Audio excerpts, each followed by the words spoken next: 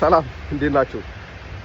ትላንትና የካውንስል ኦፊሰሩ የከሰሰኝ ሲጋራ ጥለሃል ብሎ በከሰሰኝ ጉዳይ ላይ መከራከር ፈለኩኝ እና ቅጣቱን ላለመከፈል ወስኛለሁ።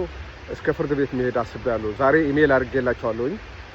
እንደገናም ደብዳቤ ልኬያለሁ በፖስታ ቤት። ምንድነው ምግብ ጥለሃል ወይም ወፎችን መግበሃል ወይም እንደዚህ መንገድ ላይ ስትበላ ተንጠባጥበዋል የሚል ክስ አቅርቦልኝ ቢሆን ኖሮ እቀበለው ነበር። መፈናፈኛም የለኝም። ሰውየው ግን ሲጋራ ጥለሃል ነው ያለው። እንግዲህ አለኝ የሚለው የቪዲዮ ማስረጃ የሲጋራ መጣል ሊሆን አይችልም። ሲጋራ ይዤም አላውቅም። ስለዚህ ይሄ ነገር ምናልባት ኦፊሰሩ እኔን በሚጠቅመኝ መንገድ ከሶኛል ብዬ ነው ማስበው።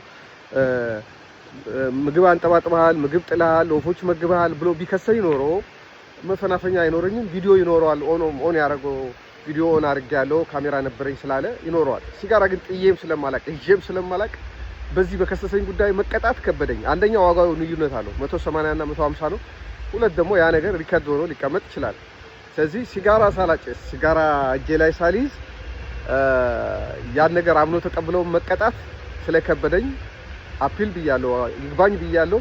ይግባኙ ከሰሙ ጥሩ፣ ካልሆነ ያው ፍርድ ቤት ሄጄ ወደፊት አስረዳለሁ። ቀላል ነገር አይደለም። በአመት 2500 ያድጋል ተብሏል። ወደፊት በጣም ከባድ ሊሆን ይችላል። ግን ያላመንክበትን ነገር ከመቀጣት የህጉን ክፍተት ለማየትም ለመማሪያም ይሆናል። ከእንደገና አለ አይደለ ተሳስቶልኛል ብዬ ነው ማስበው። አንዳንዴ እንደዚህም አለ።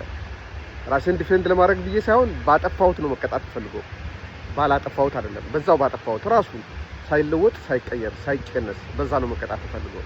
ስለዚህ ይሄን ልከራከር አስቤያለሁ። ምን ትላላችሁ? ሳዳመጣችሁኝ አመሰግናለሁ።